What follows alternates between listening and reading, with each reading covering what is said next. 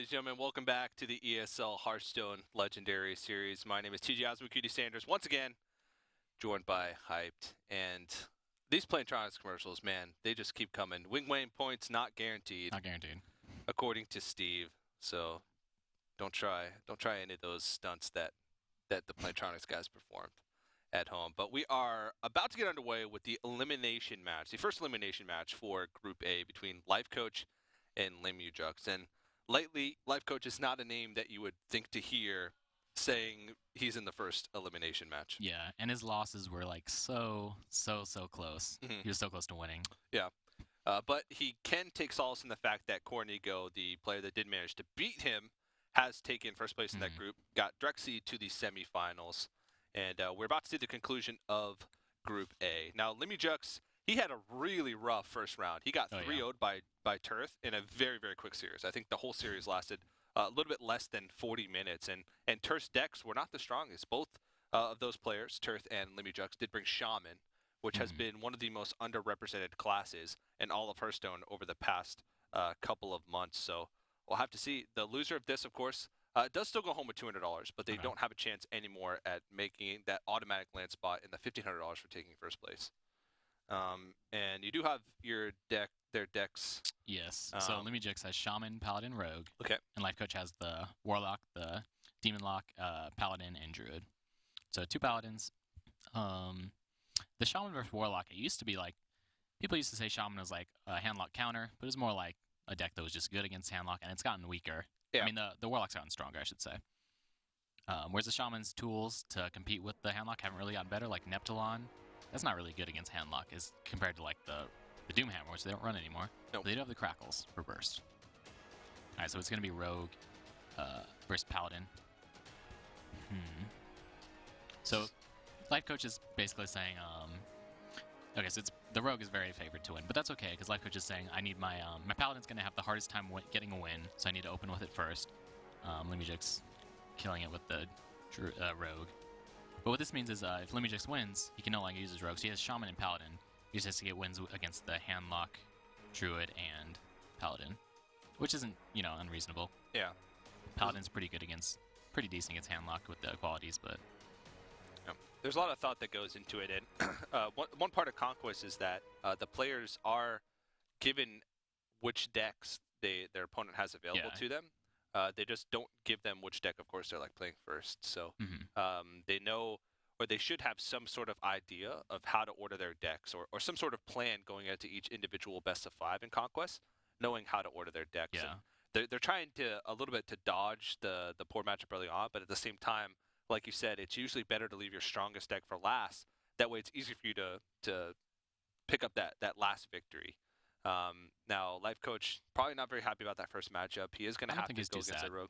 He's not too sad. He knows Paladin's going to lose to Rogue at some point. He just wants to get a win with Paladin. Yeah. So liimujx might be happy that he got that lineup, but overall, I don't think it helps him that much. Yeah, at least not in this first matchup. Now, Lifecoach tends to be a little bit greedier with some of his choices. His Paladin's a little bit slower than a lot of Paladins we see like on ladder or from other players. He does play a lot more bigger threats. Yeah, so there's the Sky Golems, and was there also a Rag in there? I think there was. I believe so, yeah. Yeah. Sometimes he throws a Kel'Thuzad in there as well, so he plays a lot of bigger, heavier threats.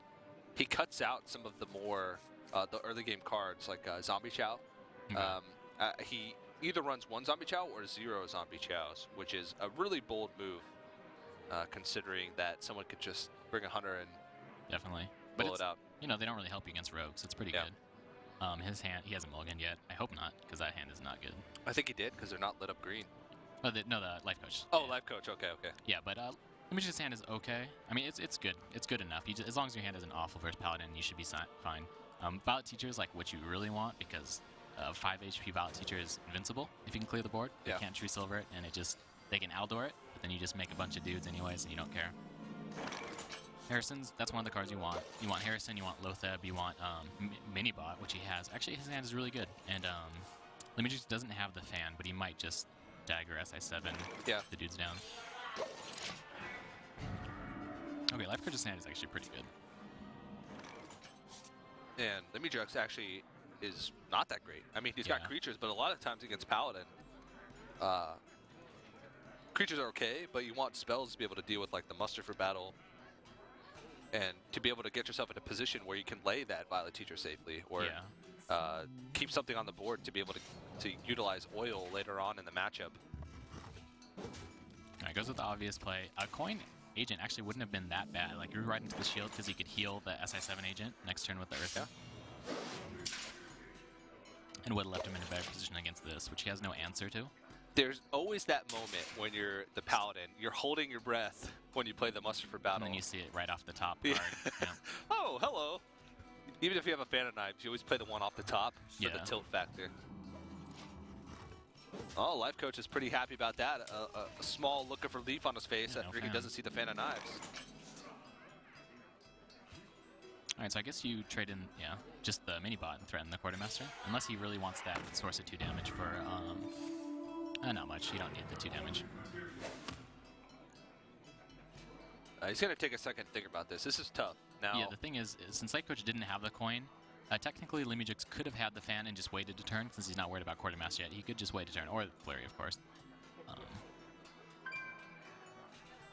At the same time here, he could sort of save his tokens to sort of threaten Quartermaster. Yes, he's going for that play.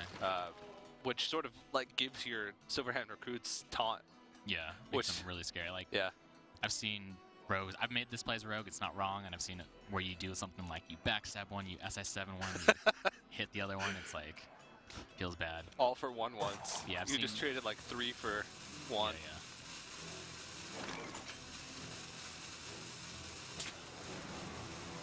Scary moment. Harrison Jones is actually a really big turn 5 play a lot of the times for Paladins, or for Paladins in the rogue matchup, because a lot of times they're getting a fresh dagger like on turn 4. Yeah. But Pilot Shredder comes down. So liimujx had the option to do one of those super defensive, afraid of Quartermaster plays with like a coin dagger SI7, but instead he just chooses to go with the Shredder, assuming he doesn't have it. liimujx actually in a Brad's spot. He has no Flurry or Fan. The thing about this matchup is, like, it doesn't matter. You'll get Flurry. Once you do get Flurry, you'll clear the board. Yeah. But he doesn't actually have the Deadly or the Oil, so he doesn't even have that. He needs like 2 cards to clear the board.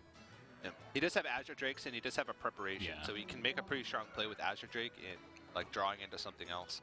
So yeah, let's see. If he Azure Drakes 2 turns in a row, that's 2 draws plus his 2 natural draws. So he's about 4 draws for either Fan or Flurry, which will all do the job. Yeah. So 4 draws out of he's got like probably like 24 cards left. Yep. Pretty good. Pretty good odds. Oh, 4 cards. 4 draws for 6 different cards. So I messed up the math already. It's good odds. Way over my head. Yeah. It's 4 chances at a 1 out of 4. Okay. I think he's just gonna go face with all this damage, basically forcing him to have the AoE. He knows that if he hasn't used it by now, he doesn't have it, so forcing him to draw it. Plus, keeping the mini-bot shield on is really important. And Lifecoach just left. Oh. I really compliment Lifecoach's cupware. He's shown off quite a few different cups so far today. Oh, did he take an empty cup? He's gonna go refill it. Yeah, and he had a cup earlier, and then he changed it out for a glass cup, and now he has a mug. Nice. He also had a really cool tea kettle. Where did he go? Maybe he does have a cup. He's just hiding it. He's waiting for the right moment to reveal his 3rd cup. He snuck it under the table. Yeah. All right, we got nothing. So he has to backstep. He doesn't have to backstep. So he can run it in, get an explosive sheep, and then backstep the explosive sheep. This is probably the play. Yeah. Or the unstable ghoul. So backstep only reduces 2 damage. Plus he's like looking at the SI7. I want to backstep SI7 or something. All right, so he just runs it in. He doesn't need to save the 2 damage. I'm fine with that. That's one of the worst ones. Yeah.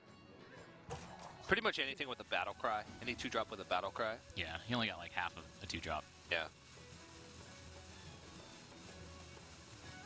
And now that backstab, I mean, it's going to take off the shield off the mini bot. That's not really that worth it. All right. Paladin Sky Golem. Yeah. Probably just slam it down. Yeah, definitely. And then just run the Beltran's 1 HP, just run into the Drake. Oh, that's like such a worthless Drake. worth this for now. Unless he wants to push damage. 5, 6, 7, 8, 9. Got him at 10 HP. That's pretty enticing as well. Yeah. I mean, this guy golem does 6, though. Yeah. Yeah, the Azure Drake isn't really... Yeah, I guess it's not really that useful, because whatever AoE he has, or whatever spells he has, everything on the board right now has... Yeah. As little health as any AoE or any type of board clear would do, so... He's got the second Drake. Okay, so he has the 2 more draws to look for the fan or the flurry. He can still afford a dagger up flurry.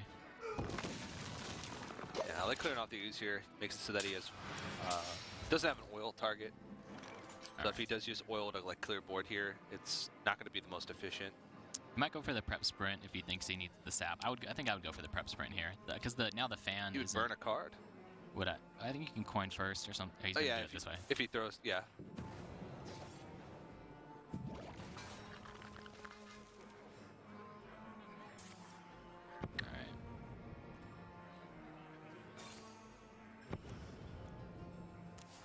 Just looking for that sap. Oh, jeez.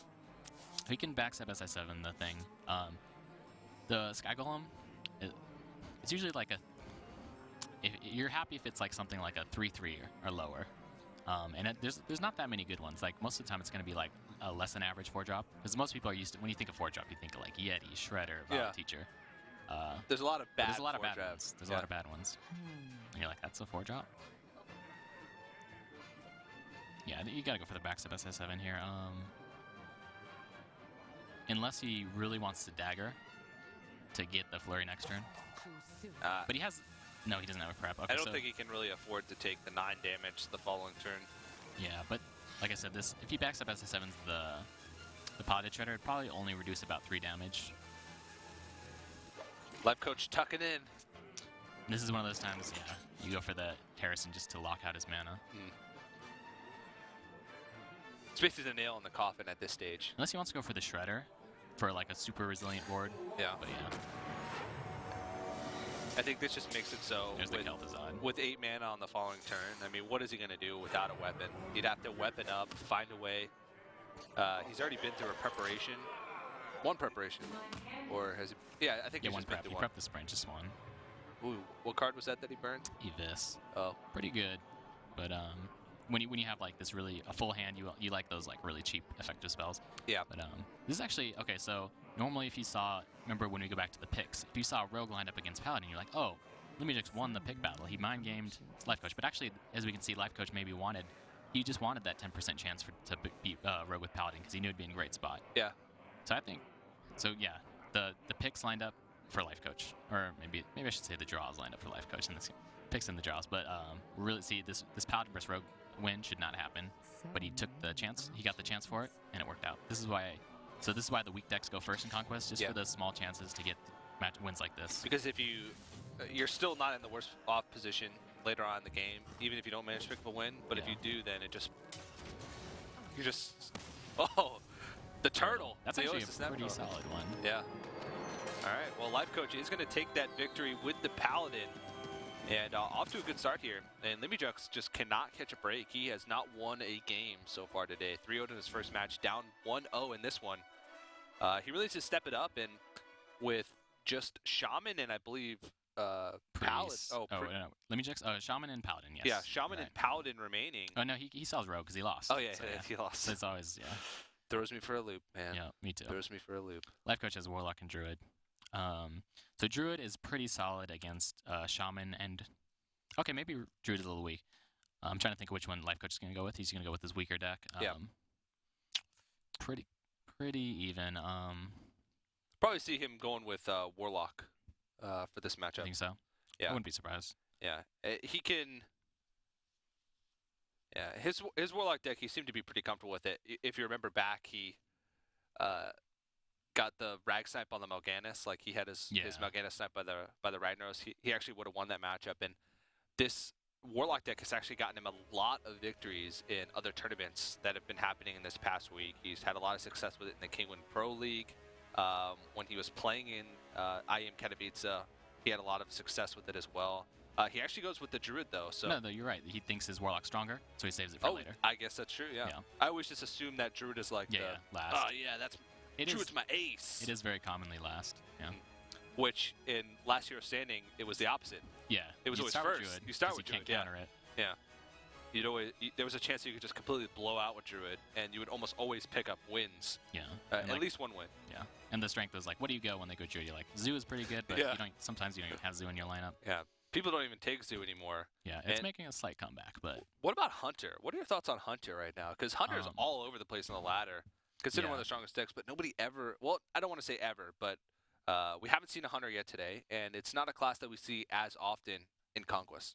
Yeah, the mid-range Hunter is not really good in Conquest. It's too vulnerable to too many things. But the Face Hunter's good.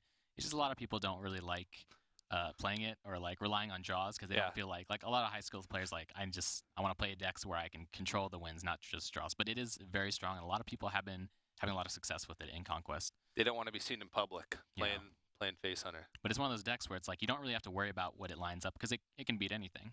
There's a Warrior hard counters it, but it could still beat Warrior. Mm-hmm. And then, I mean, Warrior's not even that common in Conquest, so. Which I'm very sad about. Yeah. Yeah. A lot of players, when you ask why they don't play Hunter, you ask them, hey, is Hunter strong? They'll say, oh yeah, Hunter's really strong. Why don't you play Hunter? And they just look at you like, come on. Yeah. You know why I don't play Hunter. People, I don't know, people look down upon Hunter. It's called Face Hunter for a reason. Yeah. Just point your cursor at the face. There was that post on Reddit where the guy taped up his whole monitor except for the face. Oh, yeah. That was pretty funny. That's how you play it. Alright, picking up the Wild Growth. Innervate is not quite as good against Druid. I mean, Rogue, because it gets sapped, and if you don't have like something unsappable like the Rag or the Dr. Boom, there's not that many good Innervates. I think, does he run Harrison in his Druid? I wouldn't be surprised. Yeah. Okay, so Rogue also has a great hand with the Valid Teacher. Backstab, Deadly. Now, Backstab and Deadly against Druid, they're a little weak on their own, but together they kill anything for 1 mana. Backstab, I mean, Deadly's actually gotten a little better with Shredder because it kills the Shredder and the Zombie Chow, but... Yeah. Lifecoach's hand... yeah, I always see the Force Nature in his hand. It's hurting him. He really just wants creatures. I wonder if he'll go for the Keeper face, because he put the Keeper out in that kind of weird board before, just to get the creature out. Oh, wow. Wouldn't be surprised to see it here. Okay, so that tells Lifecoach that he has a turn 4 play. He doesn't want a Deadly turn 4. He wants to play the creature and have the Deadly on. So he can assume there's a Shredder or a Valid Teacher. Yeah. So now a lot of players, when they play Druid, when they see Shade, Innervate, and Wild Growth in the opening hand, they'll innervate out the Shade and then play the Wild Growth the next turn. Usually the way to go. It saves you the coin. But if you don't have a play to like follow it up, usually having the Innervate as a flex card to play later on is more valuable than having the coin as a flex card to play later on. Yeah, but there's something to be said about like the Shade. You know, when they innervate the Shade out, it just keeps escaping the AoE, just like by 1 or 2, and then that's why I usually go for it, just because like the extra HP is so huge. Yep. I think he's gonna keep her face because I mean he's expecting a Blade Flurry. He's actually expecting a 4-drop, and since he put that on, I would be a little bit afraid of a Valid Teacher prep Blade Flurry when I see that play. Okay, so he holds onto the Keeper. It's fine, but I mean usually I'd be really tempted to play with that coin Dr. Boom next turn.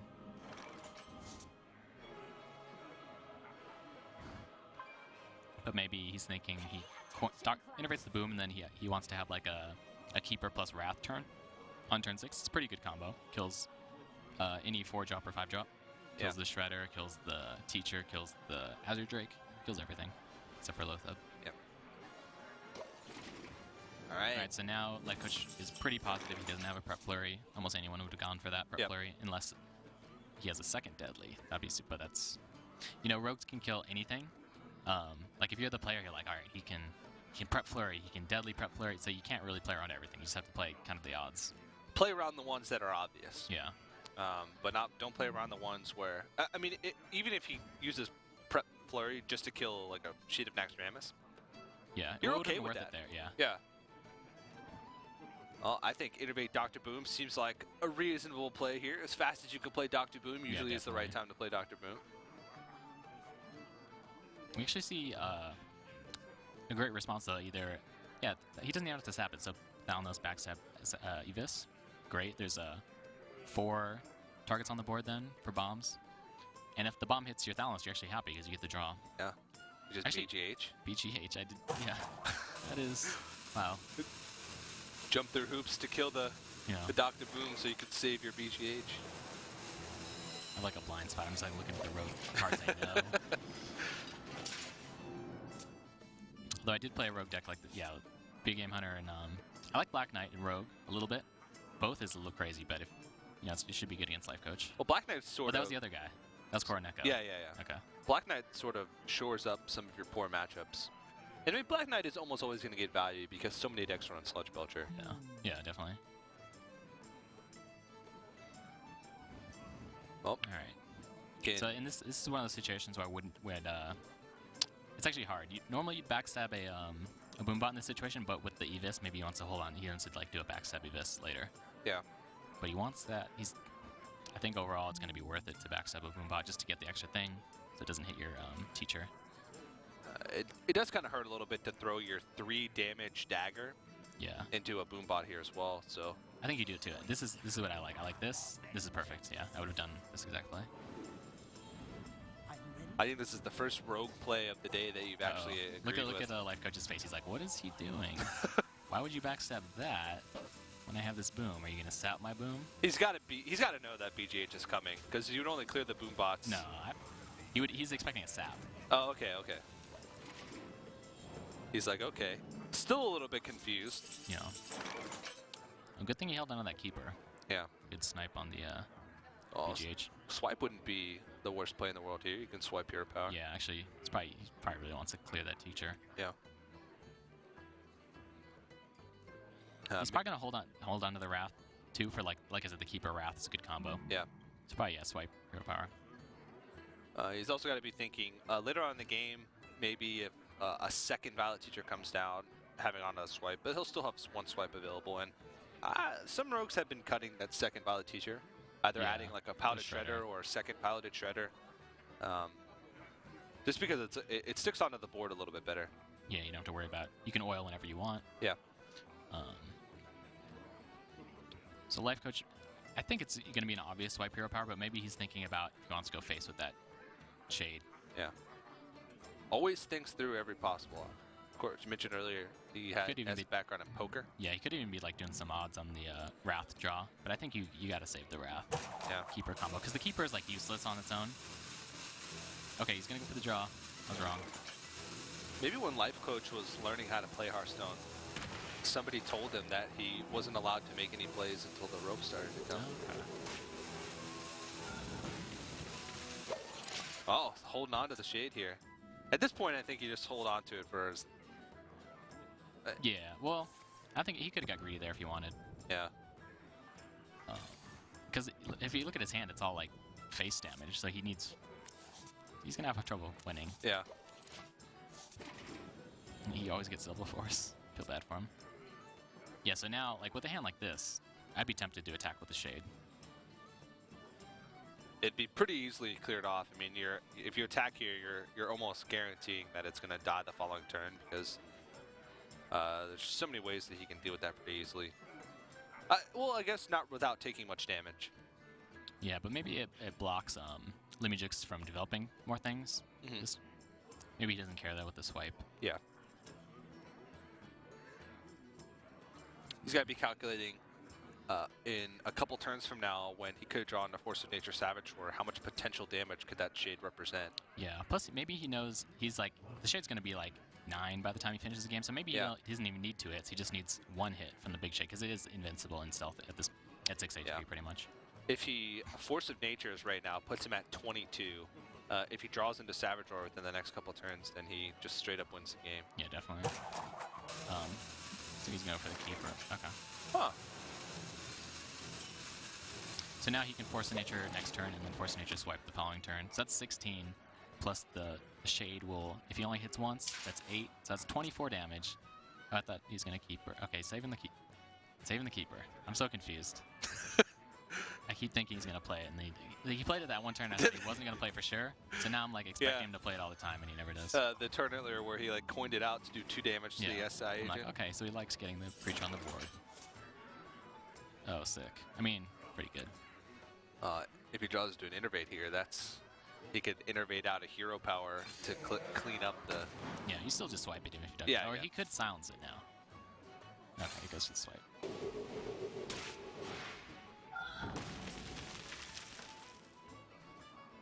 At this stage, I don't know. Yeah, but with that 3-1 makes it super awkward. he's thinking if. I think you just keep it under. If you haven't taken it out at this stage, then. Oh, there's the oil, but he doesn't have the flurry. Okay. Mm. But anytime you leave a creature up against Rogue and you have a board, you're expecting them to oil flurry and just be ahead. But that Shade would still be protected because he's got 3 damage. Even if he oil flurries, the Shade would still be alive with 1 health. He'd have to have either deadly or deadly ban. Yeah, because he hasn't. He's already gone through his Blood Mage Thalnos, so he doesn't have cheap spell power available. That heal bot draw is huge, especially if Lifecoach does something like just Force of Nature's Face 1 turn. Basically would completely negate that turn and that card.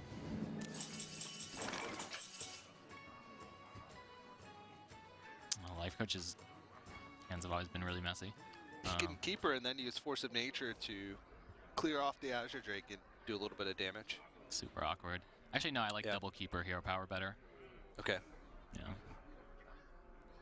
Accomplishes but the he's same been thing. he's been really holding on to those keepers. He wants to, I don't know. Basically doing the opposite of what he did in his first matchup. Yeah. Where he was just throwing out keepers willy-nilly. Yeah. You get a keeper. You get a keeper.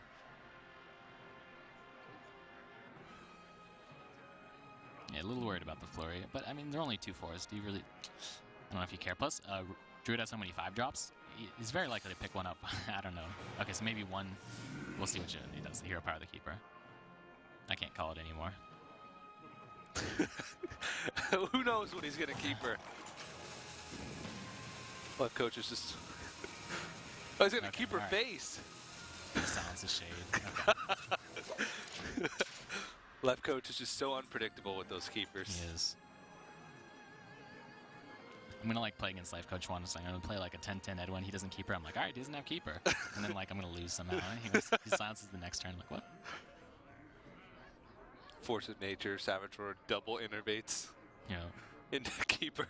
It's keeper face for the final 2. The final 2. All right. So combo does. He's doing the combo math. Or was he dead last turn? No, he. No. Okay. 14. No, he's dead to combo. 9. Yeah, he wasn't dead last turn, but now he's dead this turn, so he could still combo. Oh no, it'd be 11 plus 14, 25. 29 damage can you do with next turn combo? Did I do that correctly? No, let's see. 14. 8, 4, 6. 25. Yeah, 25 plus 4. Okay. 29. Yes. All right, so if he picks up the second oil, can you flurry that thing down? Yes. So with the second, he can just oil flurry next turn. And that Shade will die. Well, Savage Roar draw at any point pretty much at this stage, unless he does get the dream draw of second oil. Yeah, but you really want to clear. You don't want to let like an Azure Drake stick. But he did see that second charge, so he's like not too worried about a big oil flurry.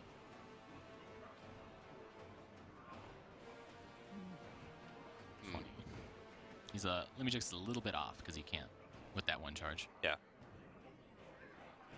Now this is actually a turn that Lifecoach has to think through because if he just like develops a board here, like plays Paladin Sky Golem, then he has to be worried about how much potential damage can liimujx do next turn because 27 health with 2 creatures on the board, one of them having spell power for a rogue can be pretty dangerous. Yeah, but when you see that, like I said, that charge is gone, you don't have that flare anymore.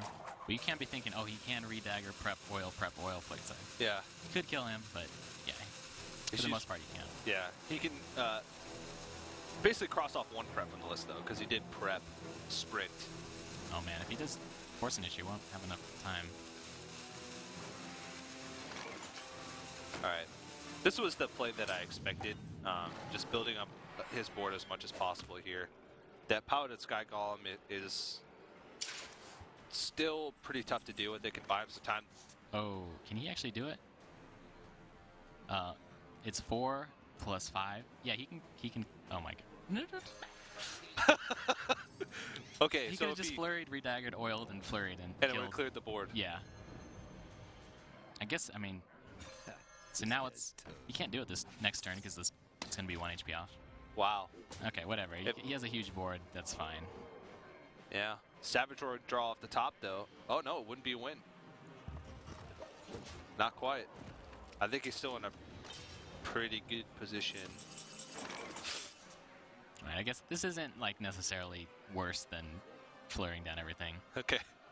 You winced. Yeah, I was. I did. Well, I don't know if he was like counting it. I feel like he didn't look at it. That's okay though. Yeah. Well, maybe I missed it. Okay, so it was 4 plus 5. Yeah, he had enough, and he had enough mana. Lifecoach has that effect on players, though. Sometimes you feel like you have to take your turn faster because Lifecoach is taking up enough time for the both of you. Okay. Did not consider that. Like you feel like since he's taking so long, you have to rush. Yeah, I think a lot of liimujx players get caught in that trap. He's like a little fidgety. He's like, I gotta get to class. Yeah. I heard this up. Where's his pineapples, man? Those seemed to calm it down earlier. Oh yeah, maybe he has like low blood sugar. Yeah, it could be a possibility. He was actually a student at UC Berkeley. Okay. So really smart dude. That's a tough school to get into. But I think he said he was taking a break for a bit, maybe to focus on Hearthstone a little bit more. Because when you're young like that, you don't really have many opportunities to try and be a pro gamer. Yeah, it's a wise career choice to focus on Hearthstone. It's a choice I've made. Yes. Not everybody can be top 20 in the world, though. Yeah. Oh man, I feel bad for Lifecoach because he always gets 2 force, but at the same time, it's like that's why you don't run 2 force. But it's a calculated risk by him. Yeah. It's weird though because he runs those 6 drops, which makes you think you'd want to cut the force to make room. That's still a really intimidating board here, but he's got so much clear potential. Oh yeah, he's clearing the whole board. So he evises the shade to start the combo, and then he oils and flurries. And actually, it is. Oh, it might be lethal if he does it this way. So it's 9, 10, 11, 12. Yeah, it's lethal. Okay. What? Hey. So nervous. The spectator client sometimes has a delay on some of the abilities, so like you'll see them hover over a card. All right. Got the lethal. Spotted it. Oh, Lifecoach is like, well, I mean, Lifecoach had to know he was behind, so I don't think he's that surprised he lost that game. That is the most visibly upset I've seen him. And we saw him throw his hands back in frustration earlier on. He's just not catching any breaks today, but that was well played by liimujx, spotting that lethal. Yeah. I mean, when you have those cards in your hand, once you get 50, 100 games under your belt as Oil Rogue, you can get pretty good at spotting the lethal puzzles. Yeah. But that's going to tie it up 1-1. So he does manage to find a win. Oh, yeah, yes, 1-1. Yes, 1-1. Does manage to find a win. Lifecoach won with the. Is it a 1-1? Yeah, 1-1. Okay, all right. 1-1. All right. Okay, we have it confirmed. The wonderful voice in my ear has confirmed me that it is in fact 1-1. So yeah, Lifecoach, since he beat the Rogue with Paladin, he's like super happy. He was like expecting to lose that instantly, so he's like not in a worse position than he thought a game ago. Yeah, Druid still relatively easy to find wins with. Of course, we talked about his Warlock a little bit earlier. He has a lot of confidence in that deck. He's been playing so much of it recently. I've seen just in the past week alone probably about 5, maybe even 6 games with him playing that Warlock deck. Yeah, part of the strength of a new deck though is your opponents don't know it or know how to play it. So now it's getting a little stale. A little stale. Yeah. He's left it out in the sun for a couple too many days. Yeah. But on the other hand, liimujx, he's got the classes, Shaman, Paladin, and Paladin. Or Shaman and Paladin. Yeah. So both these guys still have a little bit of a tough road ahead of them. I think that Lifecoach is probably in a better spot at this point. Whoa! Lifecoach is upset with himself. Yeah. He's in, I believe he said he lives in Vienna, Austria right now. So it's not too late over there. It's still 9 p.m. It's about Hyped actually has a time zone calculator in his head. Yes, it just takes a while to load up. Yeah, it's late, like 10, 11. Yeah, so he might be feeling a little bit of fatigue. Well, he's been playing in quite a few tournaments this week, so he's probably used to staying up late. But I mean, playing in a lot of tournaments like that probably has a little bit of wear on you. Yeah. What is his tournament stamina like? Because it's stressful playing a lot of games of Hearthstone. There's a lot of thinking involved.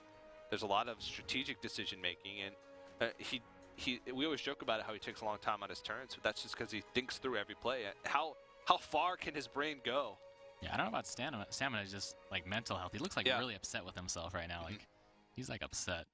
But I don't know. Did he make any like big misplays? I don't think so. And it was like a slow loss. Like he was winning. Yeah. And then it was like a slowly he saw the game slipping away. So it wasn't like a big, like something to be upset about. It seemed like something that he saw coming. Yeah. There could have been arguments for him bringing the shade out a little bit earlier. Yeah, but that wasn't as big as some of the keeper and the force of nature weirdness, and just the fact that he drew 2 force of nature and he couldn't do anything. It's like always upsetting. Yeah. So maybe he was upset at the beginning with the draws, but he wasn't letting it affect the game. Now the game's over, he's like, oh, those draws were so bad. Yeah. liimujx seems to be keeping his cool. It can be a little bit frustrating for him to be down a game and also not having to pick up a win yet. That's actually the first win he's picked up all day. So that could be a big momentum swing for him. We could see a little bit of turn tides here.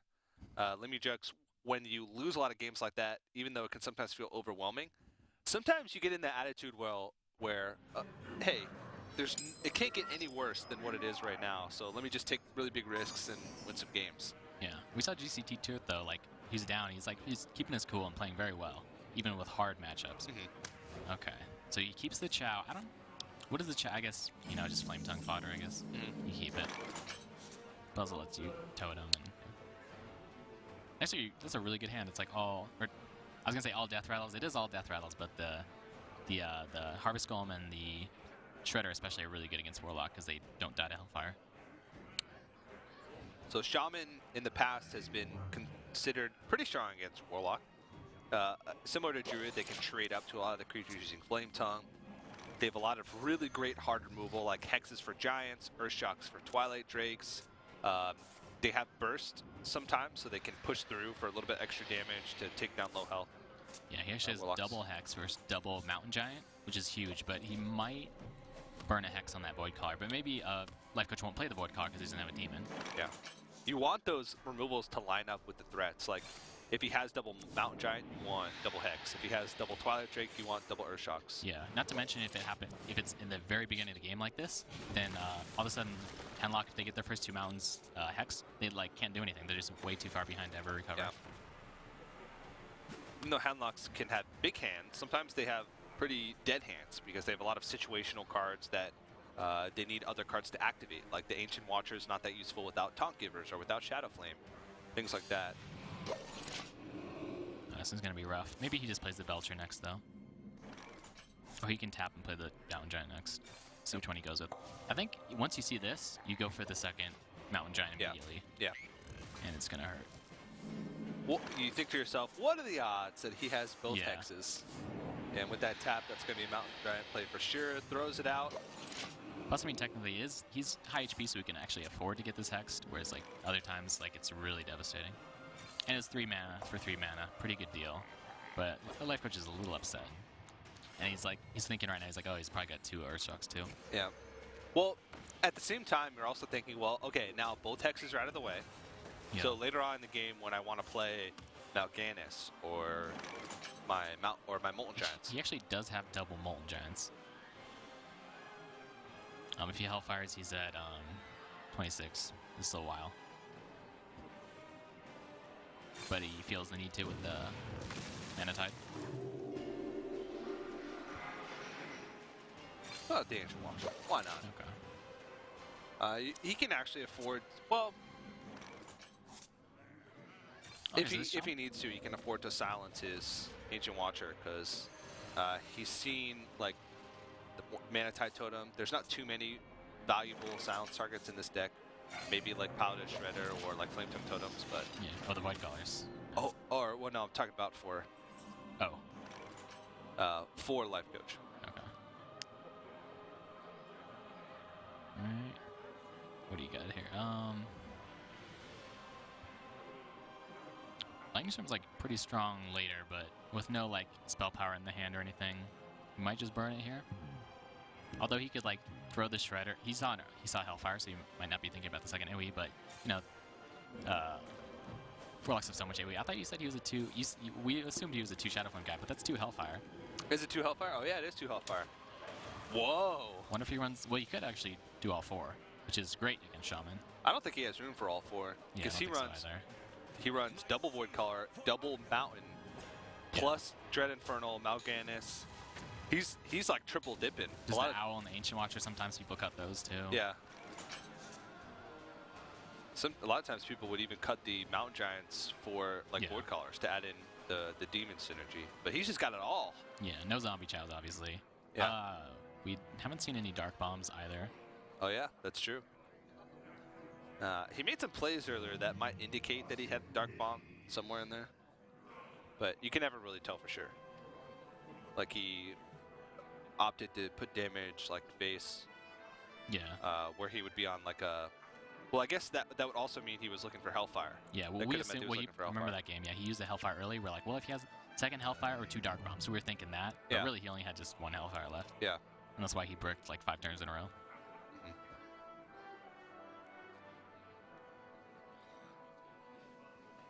Alright, so do you have to Hellfire? What else do you have? You get like a Void Caller down. You get 2 Void Callers down, even though you got nothing. I think Hellfire Void Caller. Yeah, so just get 1 down. It'll pull the other one out at the very least. I'm fine with that. I actually like this. He has 2 Moltens, so he kind of wants to get low. And he get wants a bigger Hellfire. He can afford to like get a bigger Hellfire. Yeah. He also wants to make use out of that Ancient Watcher instead of damaging it for free with Hellfire, and he doesn't have Shadow Flame or another taunt in his hand, so he really wants to try and make use of it while he can. Plus, that's like one of the plays you fear when you're playing against Warlock is that when they do Hellfire like double, like you're like, all right, he's at I got him at 16 or 17. He can't do anything too scary. Then all of a sudden they Hellfire double Molten. You're like, okay, I wasn't counting the Hellfire. So he could even do like Hellfire double Molten heal bot turn. Yeah. That is huge. Yeah. What to do?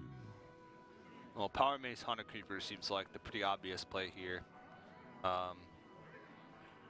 He doesn't have to worry about the Void Caller just yet. Yeah. That Void Caller is actually really scary because he doesn't have any way to deal with something big here. Yeah. Like Mal'Ganis. He could make the call though that he saw the Void Caller. He's making the call. He's like, you don't have a second one because that's the second Void Caller. Yeah, yeah. And he is correct. Oh, probably a sigh of relief. Yeah. Has that escaped it. That could have been like a high risk play maybe since he's behind, like you said. He's gonna take some risky plays. Yeah.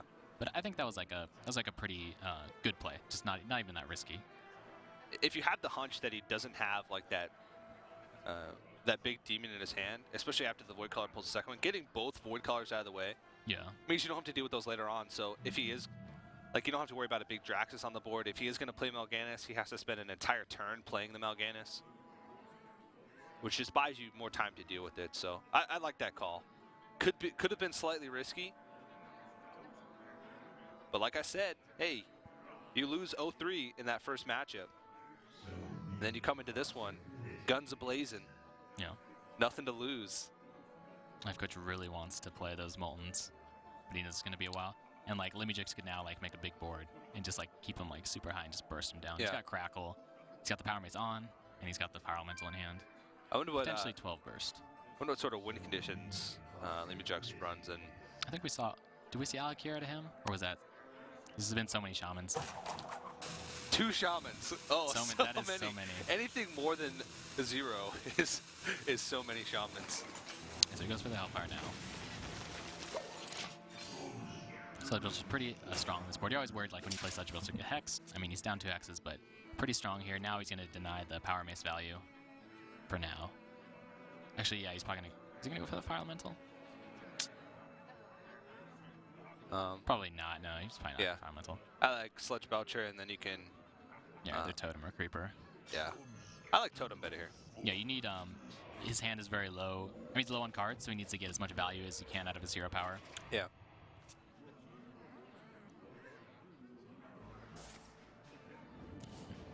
Oh. I think that's a pretty good draw. Feeling pretty comfortable here. He gets to tap as much as he wants. He has the Shadow Flame. Got some heals. My shield for he's hoping for no Earthshock here, but he's not in a terrible position if that does happen. And Sure enough, there's no Earth Shock. No Earth Shock.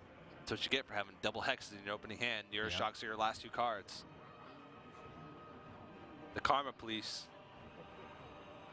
have come and slapped some cups on the liimujx's Earth Shocks.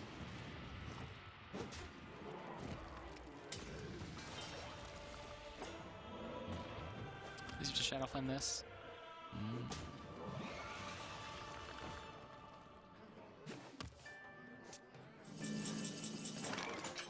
Okay, so Shadow, he can steal a spider. So probably not gonna go for that. Maybe he just puts the Sylvanas on the board now.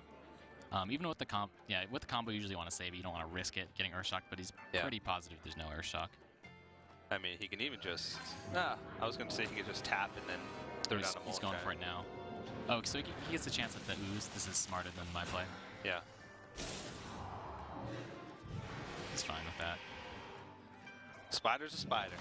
Clear board's a clear board. And he knows that the Shaman's okay. almost out of cards. See if we get a reaction to the Lifecoach here. Off the top. He's waiting for it. Watching intently. Aw, that wasn't even that. Lifecoach Didn't even correctly bat an eye. recognizes that he's far ahead Yeah. despite that. Yeah. Shaman has 1 card left. He knows that he's been through 1 Mana Tide. It's not that often that you draw 2. Yeah, you're so happy to play like just slam. You look at the Shaman's hand, he's got 1 card. He was gonna slam giant after giant. And you know that he's gonna have to just deal with this like the brute force way. No hexes remaining. This is like one of those times where you're happy to see Healbot because you're like, oh, I get to play all my stuff. I didn't want to kill you. That would have been boring. I get to play everything. How do you even deal with this Molten Giant at this stage in the game? Feral Spirits, I don't know. Anoyotron. Feral Spirits and plop a Flame Tongue in between them, and then just get silenced. Yeah, this is looking pretty grim right now for liimujx. That's one of the weaknesses of Shaman. I mean, sometimes you just run out of juice. The Warlock can spread out their threats.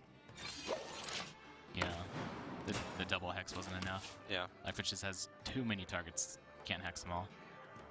Dr. Boom, too little, too late. Lifecoach putting this one in the books. Pouring himself some more tea. Yeah, even with Taunt Totem and the Crackle hit, it's over. Out of his New Age kettle, combined with his New Age cup. Okay, I get Look the at cup. that. That is His cup game is on point right That's now. pretty insane. And Lifecoach is going to take a 2-1 lead in this series. 1 game away from securing his spot tomorrow. But doesn't necessarily mean he secures his spot in the semifinals. He would have to play, since he did lose his first matchup, he would have to play in this elimination match and then the elimination match tomorrow as well. So he's still got a long road ahead of him, even if he wins. Now, liimujx, of course, he does still have a chance in the series. Yeah, facing elimination, though, right now, he has to beat Lifecoach's Druid with his Shaman and Paladin. Paladin can do it, and Shaman can do it as well. Yeah, if there was any 2 classes that I would want to go up against a Druid with, Paladin, yes. Shaman, I think, can do it. I think Shaman, yeah, and then the 2 Force Nature is going to hurt Lifecoach again in this matchup. Yeah, he's going to get those in his first 10 cards, of course. And they're really weak against Shaman because like they have like the Taunt Totem and like just like the Argus Totems and the Feral Spirits where it never really lines up. Yeah. And sometimes you just like Force of Nature a Fire Elemental. That never feels good.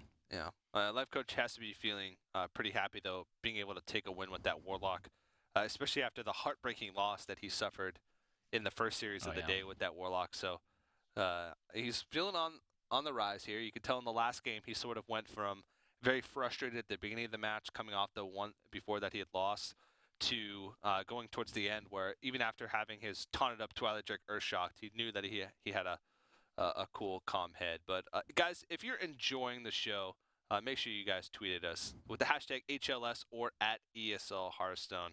Hyped and I are going to be here for quite a long time, but of course we will check our tweets in between some of the matches and reply to you guys. This is week number 1. We have a long legendary series ahead of us, so make sure you guys send your comments our way, and we'll be sure to check those out.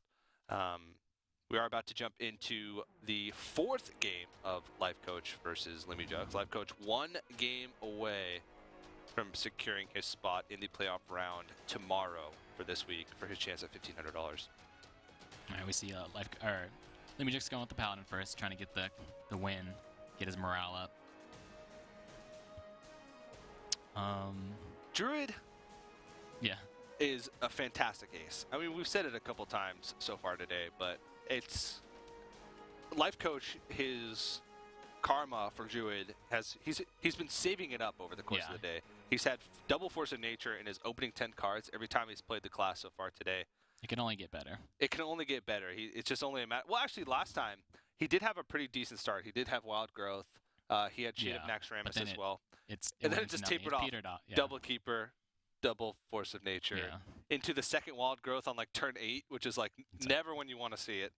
You either want it in your opening hand or like your last couple cards when you're grasping for that card draw. So we'll see if he can get an explosive start or if liimujx can take a couple wins with Shaman, who hasn't met much success today, I would say. Yeah, it's beaten Shaman. But outside of that, the only class that much. Shaman can beat is Shaman, unfortunately. No, I think I'm hitting on the class a little bit too much. Shaman is actually my second most played class on ladder. Okay. So most of it was pre-GVG. Because you're getting upset about losing to Shaman as a warrior, you're like, oh, this is unfair. Exactly. Usually the two most decks that players play are their favorite deck and then the deck that counters their favorite deck. Makes sense. Because they're just tired of getting owned by it. So that's exactly what it was. Okay, so, all right. Lifecoach's luck is going back in his favor. Although, you know, Paladin's like one of the classes where you're a little worried about something like an Aldor. Yeah, this is almost the exact hand that we saw from Lifecoach the previous game, except trade out that Dr. Boom for a... Wait, no, that was the exact same hand. No, was it? Because he innovated out of Dr. Boom. Yeah. But he didn't have the coin, so it was like a little different. He did have the coin. He did? Because he coined Wild Growth. Okay.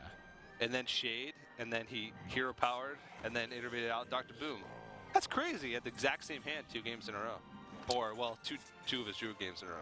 All right, so he gets to dodge the Consecrate, which is nice. Deja vu. Where am I? Who knows? Keeper is really important to save against Paladin, but it is, if you can get out this early, it is pretty good, because it doesn't really die anything except for True Silver, and if they choose Silver, you're not really that sad. So I wouldn't be surprised to see the Keeper here. But it's Lifecoach. He loves to save the utility of the Keeper. Or not. Yeah, but I don't know. When you're playing against Paladin, you really need bodies on the board to fight off all their little stuff, or else it piles up, and you can't really swipe their board too easily. So I like getting the creatures on the board to start fighting for it. Yeah, that's one of the reasons why Paladin is considered to be pretty strong against Druid, because they build up a big board with medium creatures. Yeah, like mini bot too, which is super annoying. Can't AoE that down. Mini bot shredder, just And then all of a sudden, there's a few hero powers in there. Yeah, and then you play like a big taunt, and then they just like equality it down, or by that time it's like too late. They've just swarmed you. The Silverhand recruits just surround you and poke you with whatever. He's gonna do something weird, like hit the zombie chow again. No. He's hit the Okay. I wouldn't even be surprised to see it trade, because sometimes like, you just want to fight for board. He's got the Peacekeeper for the boom, but I mean, how good are the boom bots here? He could even play the lore first. Oh, that makes things interesting. Nourish. That's super awkward. Two 7-drops, 2 5-drops with the Innervate. Can nourish for crystals. Yeah, so he can nourish for crystals, and then he can't Innervate the Belcher anymore. Is it 2 or 3? I think it might be. I think it's 2 crystals, 3 crystals. draws. Yeah, 2 crystals, 3 cards. Yeah. So, yeah. Lifecoach, he's been playing Nourish quite a bit in some of his recent Druid lists. It was always a card that I thought was really weird, because I thought it was a really slow card that if you find it in your hand earlier on, I don't know. I was never a big fan of that card, because it sort of like serves the same purpose of Ancient Allure, just without the body. Yeah, most people looked at it as like a more high variance card. Like sometimes it could be insane early, but most of the time it's less than average. Like most people compare it to Azure Drake, actually. Oh, it's like I'd rather just have the Azure Drake. Yeah. I guess it fits that 5 slot pretty well. Yeah. Sometimes you get those insane ramp turns where you like innervate the Nourish for crystals on turn 3. It's like, what? And then all of a sudden on turn 4 they like Alex your face. And you're like, what? It's like you turn this Innervate permanent. You have a permanent innervate for the rest of the game. Yeah. I'm not. Until turn 10. I like this because Belcher, he wild growth, so it's early and it's super strong even on curve against Paladin. But one turn earlier, it's super annoying because you can't really Aldor it. True Silver's not even that good. I like it. Yeah, he'll probably end up floating a mana the following turn because I'm almost positive he's going to innervate out something. I mean, if his board still stays in a pretty decent state, he can maybe nourish, but yeah, probably a 7-drop coming down with the innervate next turn. Actually, yeah, I like this play a lot. This Belcher's perfect because like the boom vulnerable to things like Aldor, Big Game Hunter. Plus, it wasn't even that good of a board for boom bots, and so this will clean it up. And then he could also lore if he wants.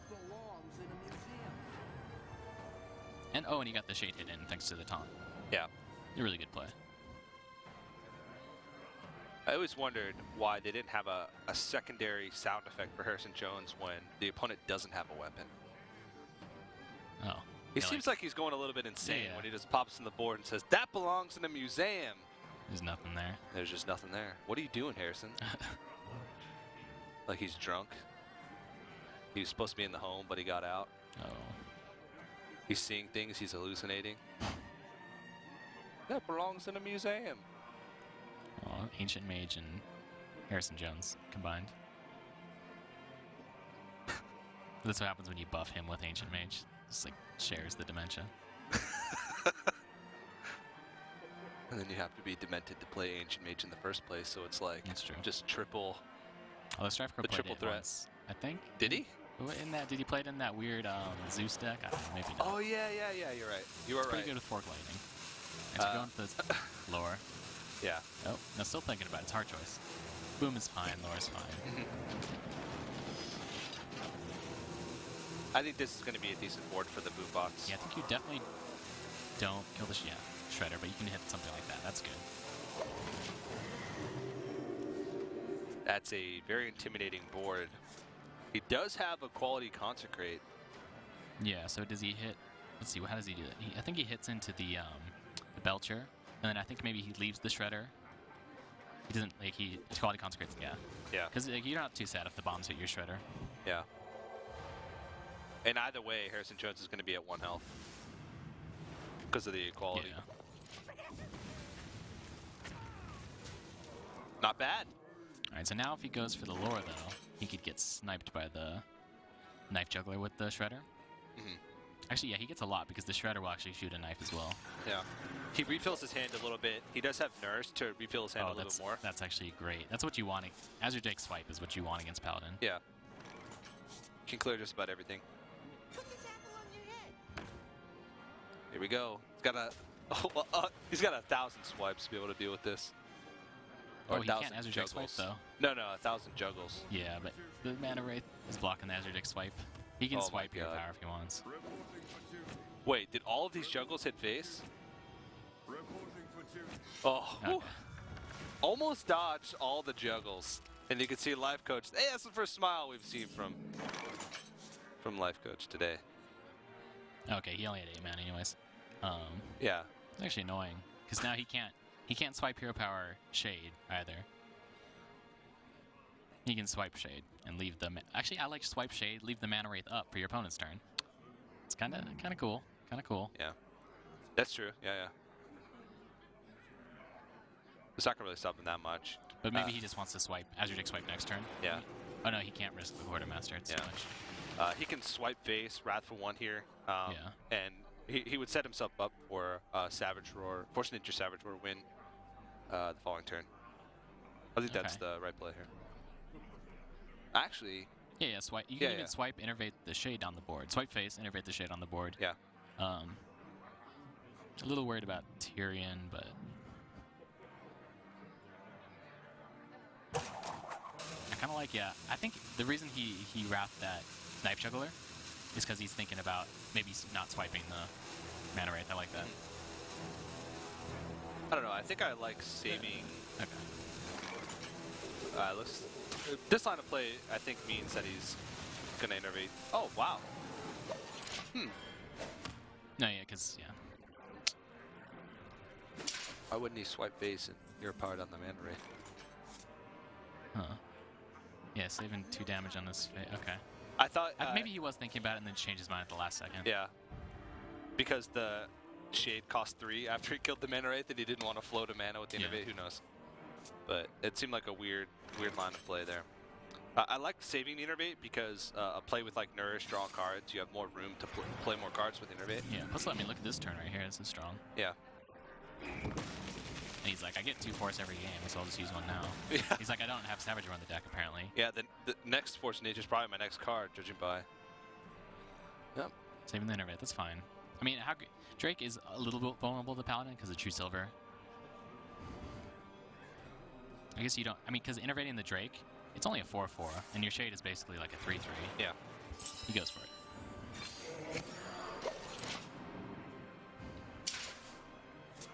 Sometimes Lifecoach's plays confuse me a little bit. This one should be pretty obvious, yeah.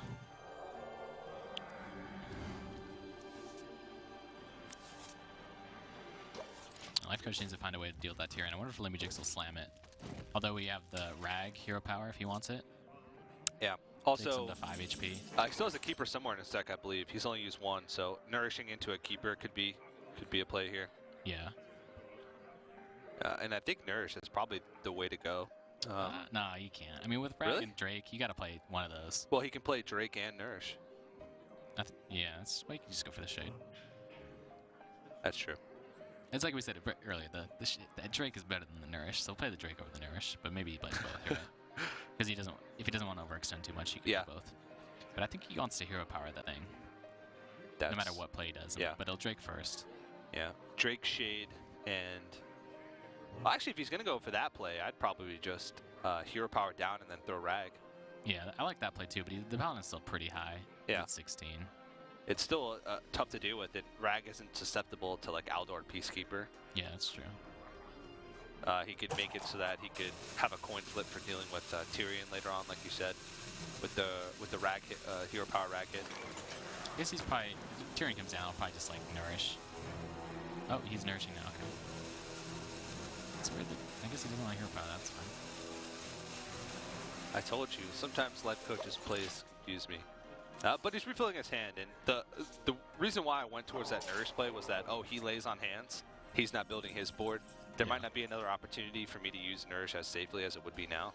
That's true, because now you don't overextend. Yeah. Nice, you got the big game hunter for the Dr. Boom.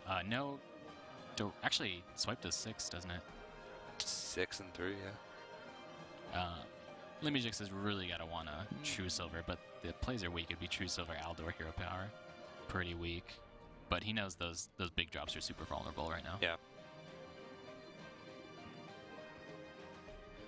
Yeah, I think he goes for the True Silver. Actually, or maybe he feels behind enough to boom. That's really far.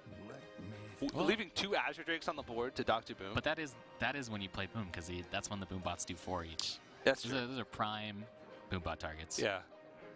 I don't know, when I play Rogue, That's wishful thinking. when I play Rogue and I have a Bot Teacher on the Drake on the board, they just put 1 into the Bot Teacher, kills the Drake. They put 1 more into like a student, kills the teacher. It's every time. It just Alright, goes for the, Confirmation yeah. bias. Okay, going for the boom. I like it. Oh, and the okay. This is better. This is the best play.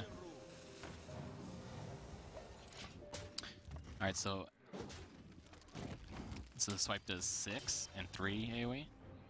Does he just have lethal somehow? It's 12 plus 5, 17. No. He's very close. Yeah. He still has a pretty efficient way to clear the board here.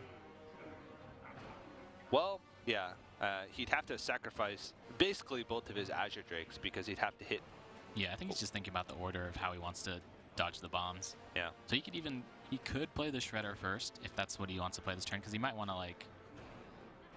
hero power. Okay. Yeah, he could hero power the mini bot. the mini bot, throw the 1 health or the 1 attack Azure Drake into the Dr. Boom, and then swipe Dr. Boom. Yeah.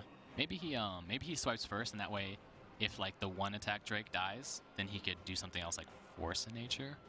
Yeah. I don't know. It's super because he doesn't want to trade. If say the 1 attack Drake dies, then the Dr. Boom's at 1 HP. He definitely doesn't want to hero power, and he definitely doesn't want to throw his 4 HP Drake into it. That's true. Okay, so yeah, he's not going to rely on the Drake going into the... There was also a chance that if he actually I hero forgot that he had- powered, Okay, if he hero powered the shielded mini bot and then swiped, he could have died. yeah. I seem to have a blind Oh, spot no, he for wouldn't the have died. big game hunter that he has 2 of them. Is that 2 or is that a bug? I keep missing that. The which one? The big game hunter for the boom. I kept Oh. thinking he had to like swipe the boom. It was like all the math I was doing. But he has 2 though. That's crazy. It's fine though. 2 in Druid is pretty good. Yeah. Or is it just a bug? Yeah, he's Yeah, got 2. I have a. I don't know.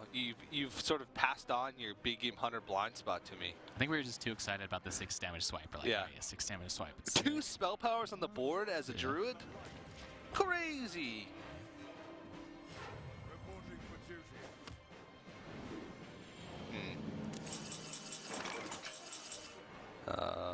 That's lethal. Yep. Force of Nature, hero power into the Tyrion. Yeah. All right, so Lifecoach dodges elimination today. liimujx, unfortunately, Yeah. is out. A little bit rough for him. He had a rough first series, got 0-3, falls to Lifecoach 3-1. But you can see Lifecoach's face, so much relief once he saw that he actually had lethal from that one. And liimujx was actually the first seed coming out of the Challenger Cup this week, so well played to him. It's a really tough feat to make it through those open brackets, Yeah. especially coming out as that first seed. You have to beat a lot of players. They played over a course of 3 days, I think, now, Yeah, just because that's there's so many insane. players. Because we now do, instead of like blind pick best of 3s, we do best of 5 conquests throughout the whole entire Challenger Cup. So it's pretty grueling. He is going to go away with $200, though. We don't send them away empty-handed. So congratulations, liimujx. But he will be going out as the first one eliminated. Congratulations to Lifecoach. He will survive another match. He's got a long day ahead of him tomorrow, though, if he's going to want to make it to that finals and qualify for the LAN finals as well as $1,500. You can see on your screen there for Group A the final tally. Cornico, with his 2-0, he's going to go straight to the semifinals. That'll happen tomorrow. Of course, liimujx, we just mentioned, he is out. And we will see an elimination match first thing tomorrow on Sunday between GCT Turth and Lifecoach to determine who goes on to the semifinals as well. Over in Group B, though, those games will be happening today. Azuzu, Bub Senpai, Kaldi, and, of course, the #1 ranked player currently in the world by Gosu Gamers is Strife Crow. So that group is going to be really, really exciting. Do you have any final thoughts on Group A? Did anything It was a lot of excite shaman and you? priest. A lot of, or just one priest. Okay, a lot of shaman. One of them made it through though. The other one got punished. Yeah, Lifecoach. No surprise to see him advance. His losses were like so close, and like he's so close to winning. So I would have felt bad if he actually lost because of that. Yeah. Coroneko playing great, just cleaning house 2-0, and then GCT Turth actually pulling out a win with the priest is pretty cool. Yeah, some underrepresented classes happening here. 2 shamans, a priest coming out, and mild success, I'd say. We said the only class that shaman can beat was another shaman, but Yeah. I'm hoping more innovative, like shaman and priest decks are starting to hit the ladder. So hopefully we'll see those guys make a comeback, maybe in Blackrock Mountain, perhaps, which is released next week. So I'm excited to see that for the remainder of the Legendary Series. But guys, we want to give another quick shout out to our sponsors who make all this possible here at the Legendary Series, Plantronics and Gigabyte. If you guys want to support esports, support the Legendary Series, support everything we do here at ESL, you can go to those links right below us on your screen. None of this would be possible without them, so huge thanks to them. But of course, we have a lot more Legendary Series action. Group B continues right after this break.